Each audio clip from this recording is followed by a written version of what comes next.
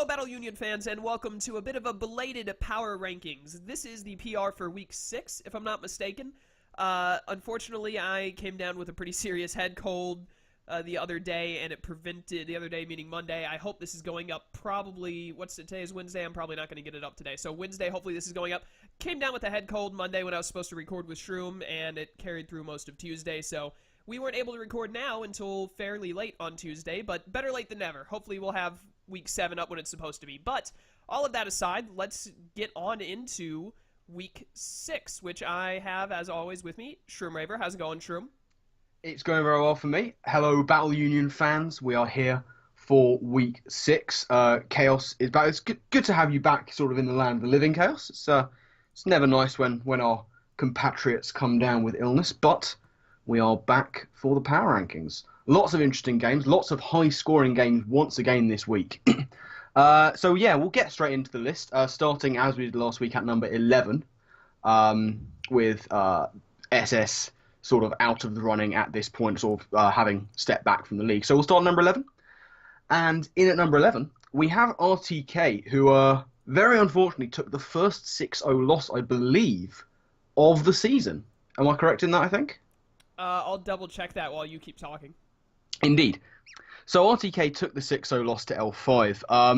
I don't actually have too much in the way of team data from RTK, but I did see that he noticed the threat of toxic spikes. You know, we've been bigging up toxic spikes this season in quite a big way. You know, L5 has got Garboda. We've mentioned how good toxic spikes are. RTK sees the threat early. He's bringing Sylvally Poison to deal with that. Very nice idea. Along with a bulky arrow, you know, he's really prepared for this spike stack that Garboda can pose a threat of. He's got this bulky defog roost arrow. He's got the poison type Sylvally. Really nice ideas from RTK. I liked that sort of anti-hazard core. But at the same time, I don't think he was quite prepared for the team L5 brought. We'll get into that much later, but it was disgusting. And really, I just felt like RTK, he was just not able to break it. He literally just couldn't break it with the mons he had. I don't know if he had much in the way of setup, but he was never given the chance to go for it if he did. I think he had another one of those Assault Vest Electivires that he's a big fan of and is quite a cool idea, but it just meant that there was no boosting item on Electivire. I don't think Zygote got the chance to set up. I don't know if Metagross got a chance to set up. He was unable to break through the bulk on L5's team, and that was really, literally, just the entire story of the game. Yeah, I mean, like, by the way, I did double-check it. We've had a lot of 5-0s, but this is the first 6-0. The dubious honor goes to RTK. Indeed it does, and to L5 for getting it, but True. Yeah, you pretty much summed it up. It was good of him to be worried about the toxic spikes and all. I'm really upset that he let Corsola get a kill, because I hate it whenever a Pokemon that doesn't deserve recognition gets recognition in any way. But, yeah, you pretty much summed it up. I'm going to be quiet for most of this PR because I'm still basically sick, just not as sick as I was yesterday. So you could probably tell from my voice alone, and I have to try to record a video later tonight. So most of today's PR is going to be Shroom. I'll give my 2 cents where I can, but you can go ahead and move on to 10th place. Yes, in at number 10. Now, I'm just going to go back and really quickly check to see that this is, in fact, the news. And yes, it is. Ladies and gentlemen, begin the fanfare of trumpets, because in at number 10, we have Paul with a win. Paul has finally got himself a win. They said it couldn't be done. They did. They said it would never happen, but it has happened. He comes in, and I mean, to be fair, it was against Sly. No, we mock Sly, but it's all in fun. No, Paul managing to get himself his first win of the season, which must be, you know, a weight off his shoulders. He's pretty much out of the running, but it's always nice to be able to get that win. 3-0 win over Slyro. He may be out of the running, but he can still finish, like, if he wins his last 3 games, fairly all right, because his differential was never bad, especially for someone who's lost 5 games. Yeah, but, very true, very true. He can still They've all finish, been fairly close. He can still finish, like, over the Dolphinies, over RTK. Yeah. Might be all. He could finish over a couple of other teams if they lose out, so he could still get, like, 8th or 7th place, which, having 5 losses, that's nothing to sneeze at. That's fair. That would be a very respectable comeback. But it's interesting. I remember you brought up last week, sort of half jokingly, the correlation of whenever Paul has brought some kind of offensive build of Mew, he's lost, and he brought specially defensive Mew, and he won. I'm telling you, man, Um, Mew, like everyone says, the best way to use Mew is to make sure it's not locked into a roll. Just lock it into bulky defog. It always works. Apparently so. He brought this specially defensive Mew. I would have liked to have seen a bit of speed on it because, Sly has been known to run these unexpected speeds. I'm really looking at Vaporeon here for that unexpected scarf set from a few weeks Ah, back. that was so But good. yeah, it was. It was. I was hoping that Paul would do a bit of speed creeping. As it is, he didn't really need to. Agility, Power Hub, Solar Beam, Special Blaziken. Big fan. Not bad at all. Um, Again, I don't know really how much there is to say on this game. It was sort of fairly formulaic. Paul was making great early doubles, putting on pressure with Galvantula. Now, he saw Galvantula as a very big threat to Sly's team, and rightly so. So I'm really not sure why he left it in when Sly brings in Volcanion. He directly on a volt switch or a down or a U-turn or something. He brings in Volcanion clean on the Galvantula. And Paul, having said that Galvantula is a big threat to Sly's team, promptly leaves it in. Like, there's no reason to leave in your Galvantula when your opponent's brought in a Volcanion. It just the scarf was so telegraphed. I'm pretty sure Um, that he thought for sure it was Habanberry or whatever the electric berry was, so he wanted to volt switch Whacken. off of it. Walking, that's it. He Mm, wanted to volt switch off of it, I think is what okay. happened. Don't quote me on that. I remember I joined the call, like he battled in call, and I wasn't in call for the battle, but I joined right after, and everyone was saying like, "Why did you let Galvantula die?" And I'm pretty sure that was his reasoning. But That's I fair enough I then. agree with you. That's fair I enough. wouldn't have done what he did. It was a risk. It was a risk, but in the end, he didn't need Galvantula all that much. Who needs Galvantula when you can get one of the first unstabbed dragon coverage kills of the season with Dragon Pulse Mega Blastoise? So well played there. Um, and I think, Paul was kind of in the same boat as L5 a little bit. His opponent never really seemed like he had quite enough power. Volcanion was scarfed. That means obviously it's not Life Orb, it's not Specs. He had the banded Crook, which Paul never really gave Sly a chance to use it. Admittedly, Paul does get quite lucky, dodges two gunk shots from Toxicroak. But, he was able to ride his luck, and to be fair, it's about time he got some luck, given the way his season's gone. So yeah, it's much belated. We thought Paul would have a win far before this, but good for him to get off the mark, really. Yeah, I, I'm sorry. I'm just like I'm sick. That's my excuse, and I'm staying to it. Move on to whoever That's did. that's fair What enough. game was this? Paul finally won. Good job, Paul. You won a game. Well done. Never assume that Sly has a water type that isn't Scarfed because it's stupid of you to make that assumption. He's proven that Very true. to everyone. It's Very true until you indeed. see leftovers proc, you assume Slyro's water types are Scarfed. But Yeah, absolutely, absolutely. yeah, as I Um, said, I'm being quiet for most of today's PR. I'm mainly just here to record for Shroom so that he doesn't have to record and send me the audio. So that is very true, to be fair. yeah, let's Um, move on to yeah, ninth place, which I believe is Frito, who got 5-0'd by Ethan. I think Frito got a 5-0 against SS before he left, and then immediately got 5-0'd by Ethan the next week. yeah, that's very true. Now, this one's going to be quite a quick one. We don't actually have any data on this battle. Data. S- we don't have any information on this battle. um, you Information. know, how dare you? We haven't seen this battle. Go on, Sion. make something out of that. I hate you. Go and blow your nose or something while I talk about this. How dare you? Yeah, we don't have anything on this one. We're not the only ones who are a bit late with uploads this week. Unfortunately, neither Frito or Ethan have been able quite to schedule getting battles uploaded. What we do know is that Frito took a 5-0 loss, even though I've got it written down as a 3-0 loss. I don't know why. But yes, it looks like Shaman was the only one getting itself a kill. Now, hopefully, having watched this, either Frito or Ethan will be able to clear things up, maybe when the battles go live. But what it looks to have happened is that Ethan has kind of got a couple of chip KOs with Nidoqueen, possibly through hazard damage, possibly through just it being powerful. And then, Possibly looking at Frito's team, unless he got a defog off, could have even been through toxic spikes. yeah, it could well have been. Um, and then it looks, I mean, Reuniclus got all 4 of the kills for Ethan, so it looks like we could have seen a trick room going on there, possibly some Calm Mind setup. It might have been that Calm Mind Acid Armor setup. I'm looking at Frito's team, and I'm not seeing a Dark type. So he could have been mono attacking with Psychic, maybe see Nidoqueen get a surprise poison KO on the Mega Guards to get that out of the way. And then Reuniclus would have been free, but we don't quite know what happened. This is all entirely speculation.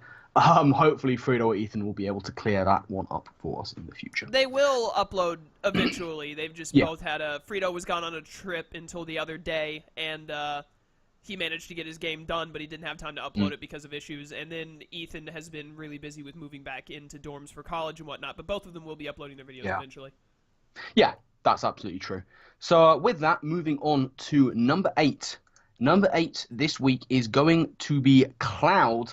Cloud took a 3-0 loss this week to Trev. Interesting statistic for you all this week. Wigglytuff has now come to 66% of Cloud's games this season. I know that we make them use the whole idea of the viewer pick is to use it once in your lifetime. That's it. But no, I mean, Cloud's really putting store by it. I mean, he's bringing that fairy. He's not bringing Mimikyu. Which is just, not only is that weird in a general sense, I wanted to see Mimikyu specifically in this match. I really thought it could have put in a nice amount of work alongside maybe even his own Kyurem. You know, those were the two looking at this matchup that I was really expecting to see, and he didn't bring either of them. And it's not the only thing he didn't bring. I believe that Kabutops on Cloud's team did not have removal. As far as I'm aware, against Trev yet again. It would be weird if that was the case. I hope that Cloud will be able to sort of confirm or deny that either way. Why are people not bringing removal against the guy with Registeel and Greninja? And Scolipede. And Scolipede. I don't know. I mean, I'm don't quote me on that just yet. I'm pretty sure Kabutops didn't have removal, but I'm putting the quote on Twitter right now. How dare you? He probably is as well. But yes, Cloud I thought played sort of pretty well early game. You know, there was an early baton pass into P2 with speed from Trev. Now, admittedly, that was done too early. We'll come on to that later.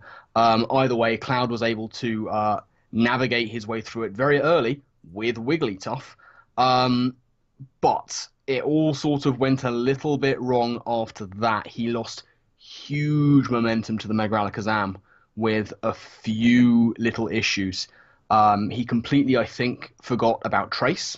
Mega Alakazam traced Thunderous Therian's Volt Absorb, and I think he just overlooked it or forgot about it, went for the electric attack, and promptly got punished for it. He got 2-hit KO'd very easily. I think he was dead on switching, so he had to just leave it in. So that was Thunderous Therian gone. A big threat that could have put a lot of work in against a team with no electric immunity, as Trev's was. So that was a problem for him. I enjoyed his Kabutops prep. Now, we mentioned that it probably didn't have Rapid Spin. What it did have was Swords Dance Superpower, which was able to Oko Porygon 2. And you can't say that every day, especially with an unstab hit.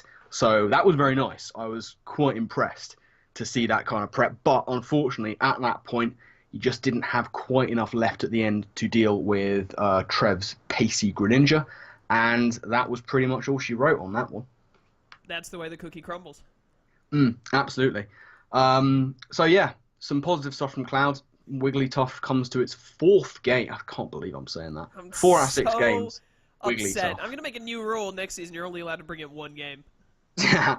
This is where Cloud retires. By the way, I did also tweet that Kabutops didn't have Rapid Spin. Okay, fair enough. Yeah, you realise if you make that rule, it'll either be the season that A, Cloud retires, or B, he just straight up drafts Wigglytuff like round 4. I'm gonna move it up to tier 5 or something. Yeah, absolutely, absolutely. I mean, what's Wigglytuff on it? It got a kill this week for one thing. Um, Don't you know what? Let's move on to seventh place, which is hmm, Slero, who took a loss to. He had to be the one to break the trend. He let Paul get a win. yeah, yeah, absolutely. F he brought Cottony. Oh, I that's right. He think did bring Katoni. I think he's probably the last person to bring his viewer pick. Am I correct in I that? don't think Paul has brought Vivillon. No, that's true actually. Yeah, you're not wrong. Paul still So has to second to bring. last. Yeah, Paul still has to bring Vivillon. I think. Has Ethan brought. What's Ethan's? Swanna. Yeah, he brought Swanna like Yeah, he week one brought or two. Swanner.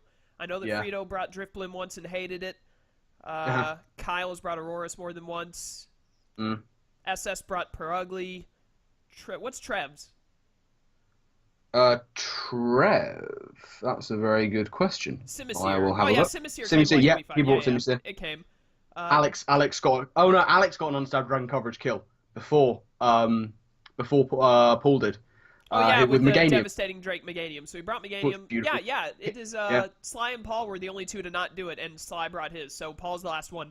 He's got either week 7 or week 8. He has to bring Vivillon. this is true. This is true. But yeah, getting back onto Slyro. Um, Firstly, Sly's team, no Vaporeon. We mentioned it earlier.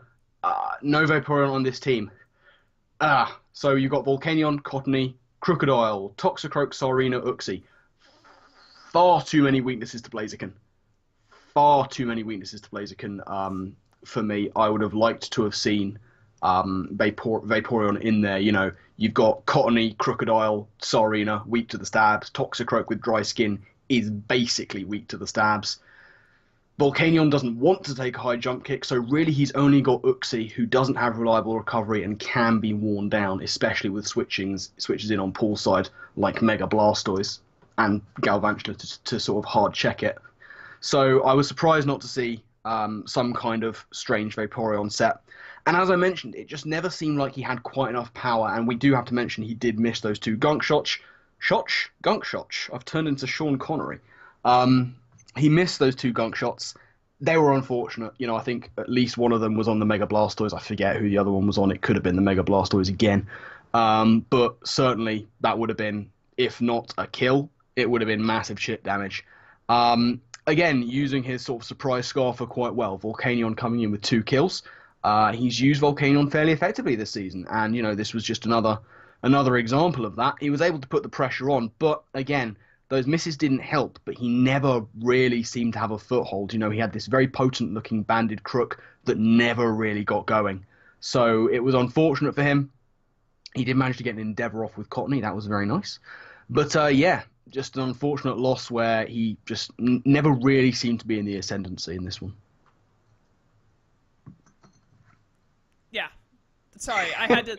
I got messaged in TBU and Discord. I had to go look at it. But How dare you? I'm sorry, man. Look, I'm sick. That's my excuse. I'm sticking to it. I can get away with whatever I want. What game were Well you just played. talking about? Oh, Sly losing to Paul? Yeah, Sly lost to Yes. Paul. I'm really upset at him. And he continues to bring Scarfed Water types that shouldn't work, but they do. And Mm. yeah. Katoni did nothing, unfortunately. And I continue to call Yeah. it Katoni because it upsets everyone's ears who hear me call it that.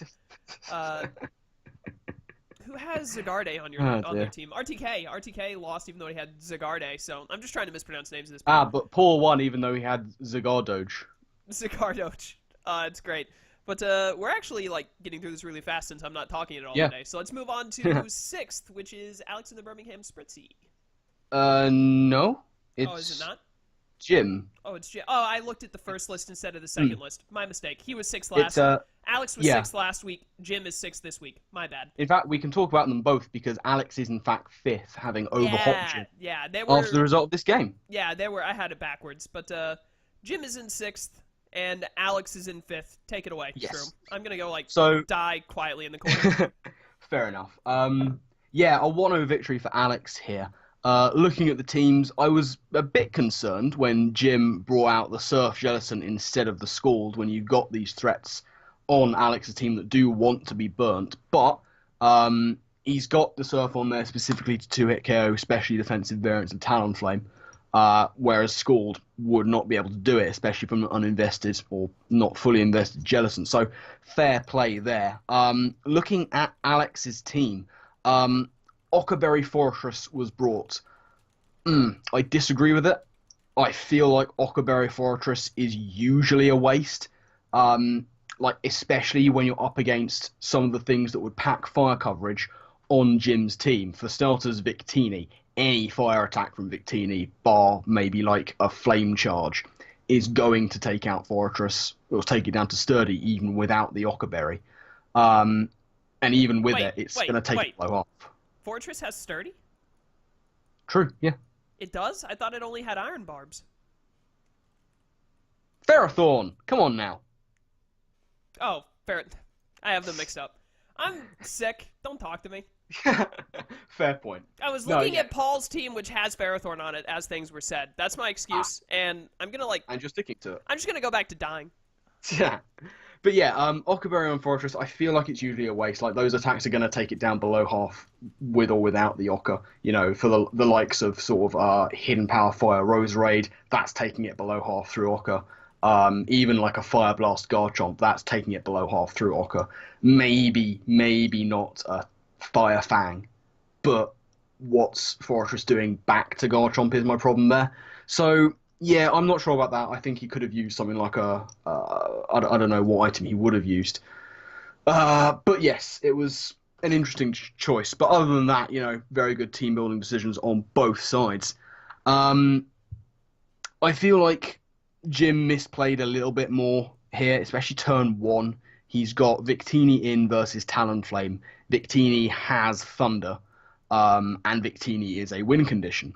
Now, turn one, he doesn't go for the Thunder. He goes for the U-turn, I believe, and he doesn't take out Talonflame, who just goes, much as Alex has done before, straight for the Z move, turn one, the Z Brave Bird, and just punches Victini square in the stomach, and it loses like 75% of its health.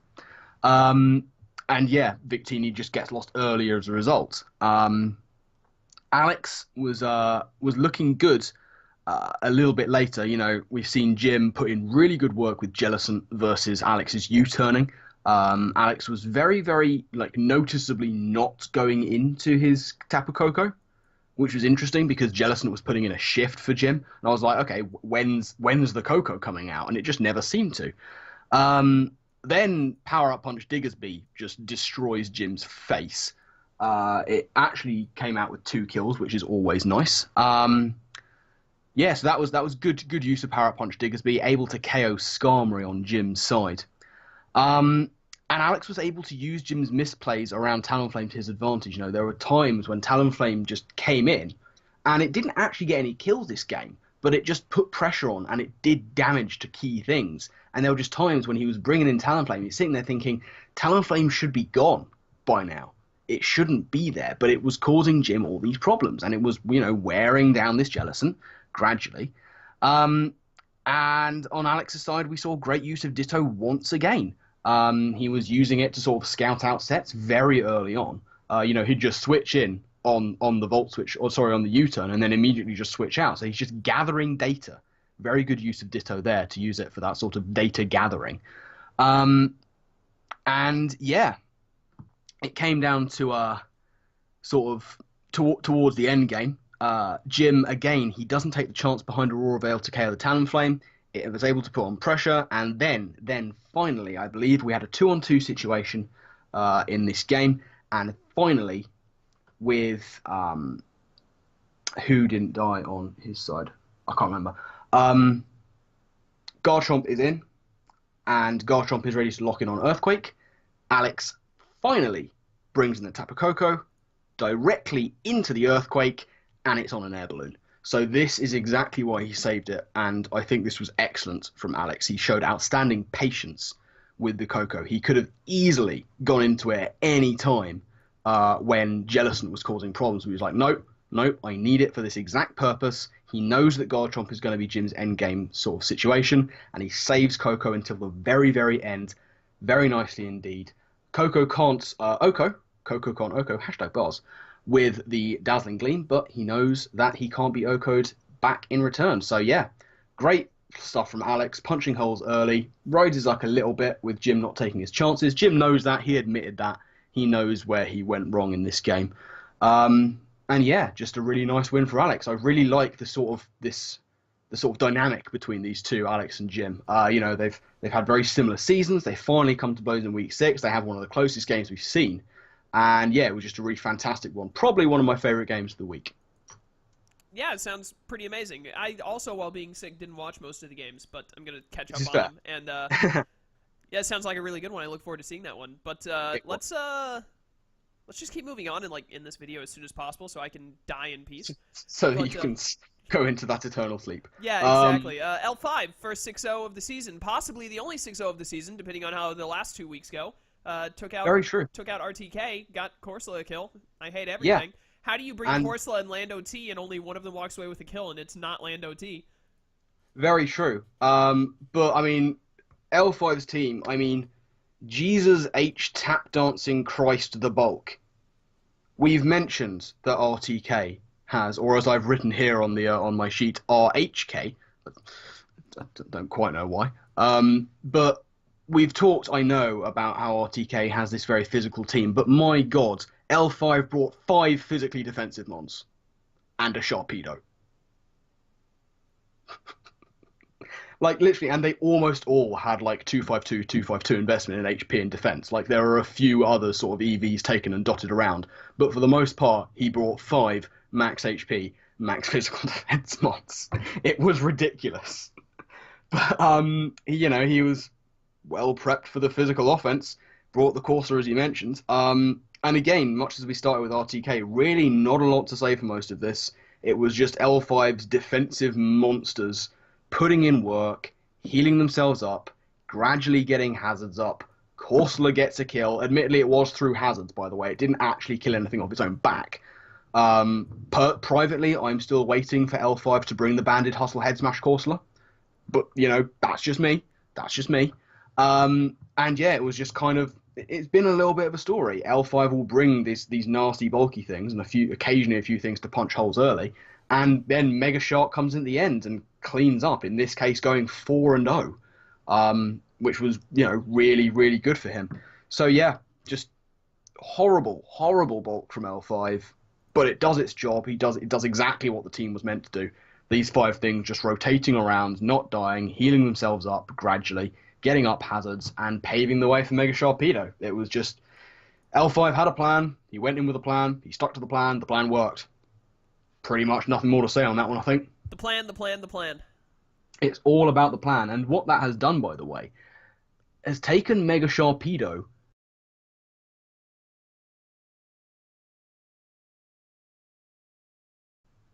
That's not updated for. I don't think that's updated for week 7. Oh, it is No, updated. no. Oh, No. my bad. Yeah, you shouldn't have. You shouldn't Blank have that said. out when you're edit. Blank that out when you're editing. I don't edit. I just line up the slides. Oh, please blank that out. You gotta think these things through. But Please. yeah, that blank spot was Shroom spoiling the MVP list for week 7 because he read week 7's MVP list by mistake. But I'll hopefully remember to blank that out depending on how sick I was at the time Thank of you very much. editing. But let's move on to, that was 4th, right? So 3rd place now? Which That was I'm 4th, pretty sure yes. 3rd, 2nd, and 1st are all still the same. 3rd is Kyle and the Yes. Harlem Gloomtrotters, who got a 4-0 win against me this week? Yes, that is correct. Yeah, I played bad. But what else is new? I also couldn't Mega Evolve my Audino. Yeah, that is true. Which was honestly, that's just me protesting the fact that SS is a complete idiot and traded Aromatisse for Mega Audino. Mega Ordino's great. I don't think it's bad, but I think Aromatisse is better. Yeah, that's fair. That's fair. It resists fighting moves and it can't be taunted. Yeah. So as you know, Chaos is filling in for SS until the end of the season.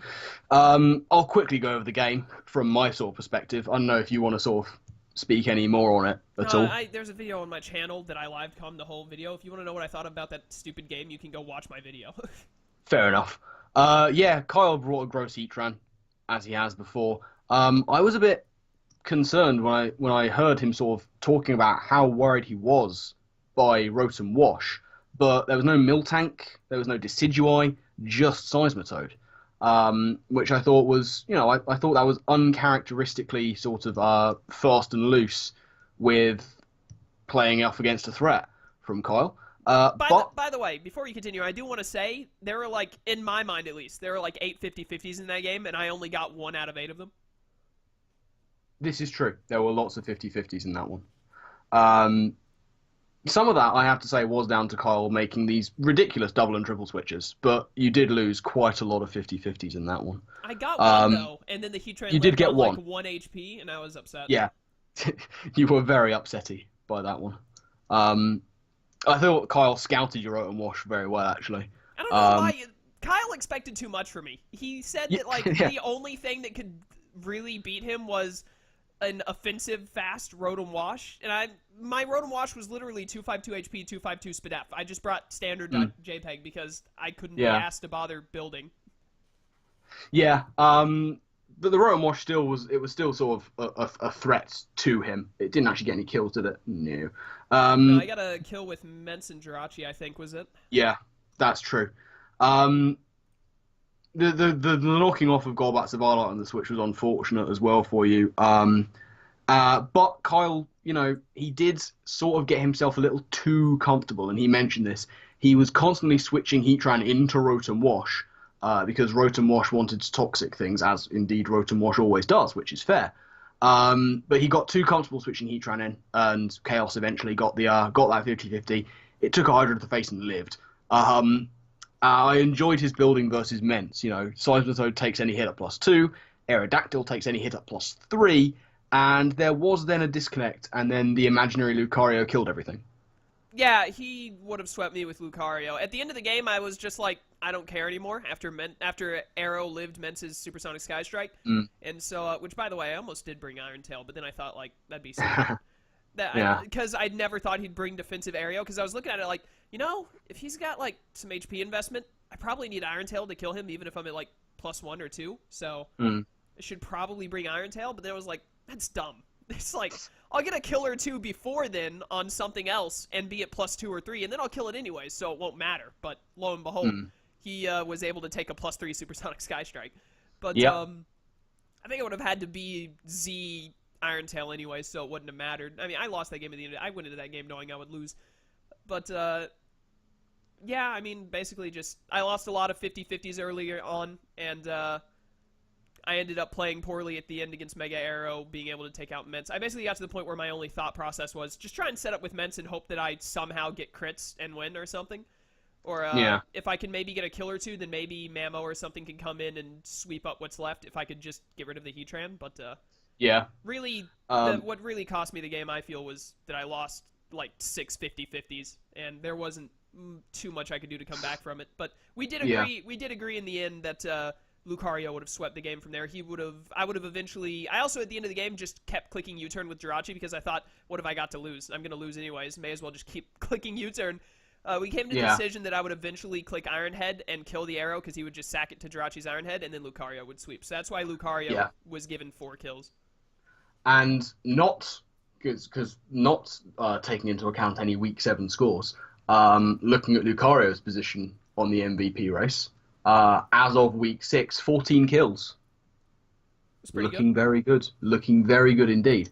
But yes, enough on that one. We could move on to number 2, but that's Ethan, who, as we've already mentioned, we don't quite have any information on that game. All we know is that it was a big win versus Frito, the big 5-0, Reunicus with 4 kills, Nidoqueen with 2. Which actually, that 5-0 was pretty important for him because with Kyle getting a 4-0 over me going into these last 2 weeks, they could end up fighting it out for the bye. Ethan, I think if Ethan loses, he's lost 1, and Kyle has lost 2. If Ethan loses 1 more game, then it's possible for Kyle to take the bye from him.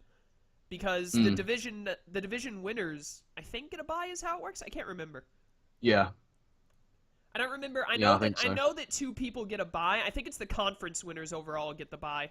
I don't remember exactly how the math works out, but I'm pretty sure both of them have a shot at getting a bye. Yeah. Yeah, I think so.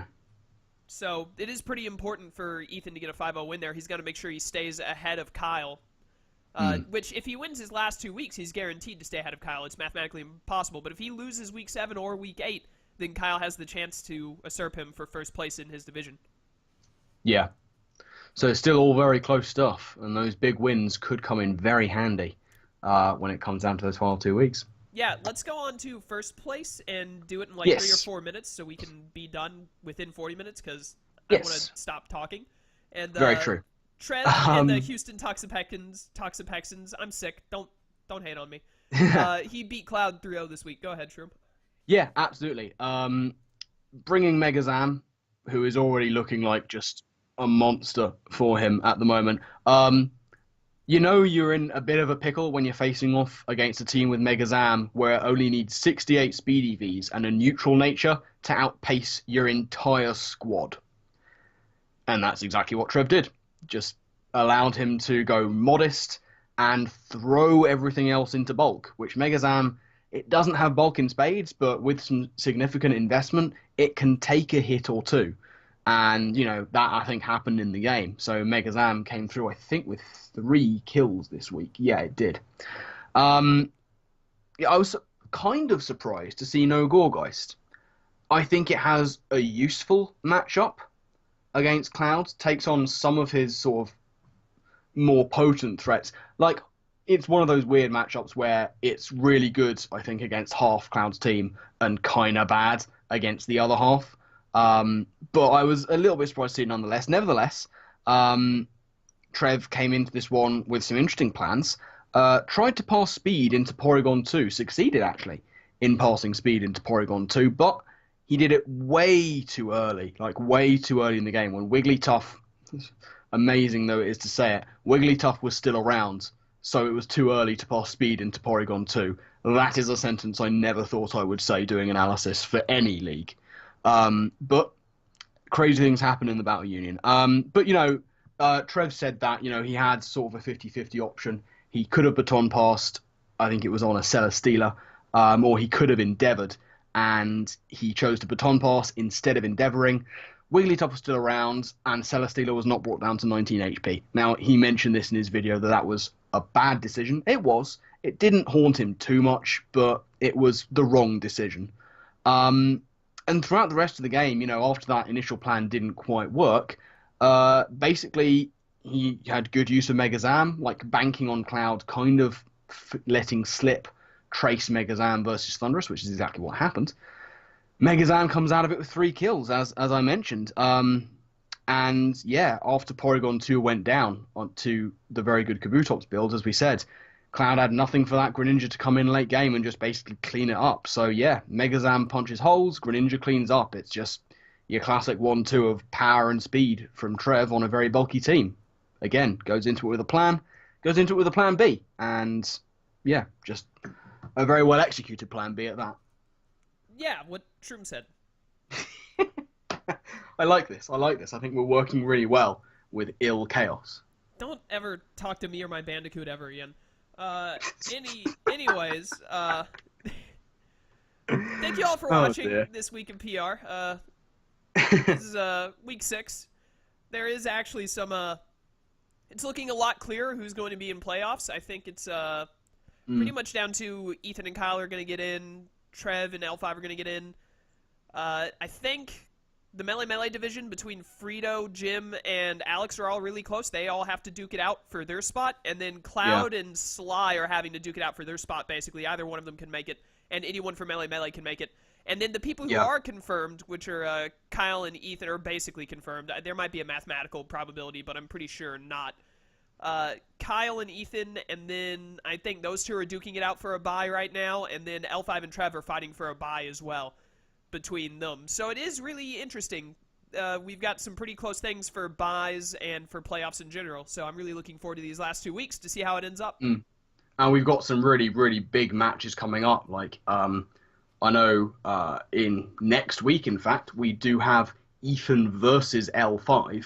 So that's going to be pretty big. Kyle plays Trev as well. So basically, the people who are looking for buys are fighting not the person they're fighting the buy for, but the other one. So they're like rooting for one another. Like, I think Kyle is going to be rooting for L5 because it helps him get his buy. Trev is going to be rooting for Ethan, etc., etc. Yeah. They're basically rooting for the other person to make it easier for them to get their buy. Yeah, so next week is going to be fascinating to watch. These pretty high-profile games going on up the top of the table Yeah, you get to fight for those buys. you get to watch the bottom of the table, me and RTK fight. Oh, what a battle! What a battle! Yeah, it's gonna be the real. It's gonna be You the know what? real excitement next week. Forget the top four fighting. Forget that. That doesn't matter. It is all about RTK versus Chaos. Exactly, but we'll talk about that next week, which will hopefully be on Yes. time. But Hopefully so. yeah, this probably went up on Wednesday. I'm about to cough, so I'm gonna mute myself. I can confirm he just coughed. Yeah, that was horrible. People on OBS didn't hear it, but Shroom did because I couldn't mute Skype and OBS quickly enough. So I went for the one that mattered, which wasn't Shroom. But anyways, Acceptable. yeah, thank you all for watching. I'm sick, so we're not going to do much of an outro today. Check links, etc., etc. Shroom is going to like say deuces or something here in a minute. I don't remember what his outro is, but no, Joey's outro is deuces. What's your outro? I can't remember. Laters. Yeah, that's it. Ah, I remembered it just as you said it. But yeah, we'll see you all week 7 PR. Will hopefully be better than me slowly dying in the background as Shroom is very factual. And until then, farewell. Deuces.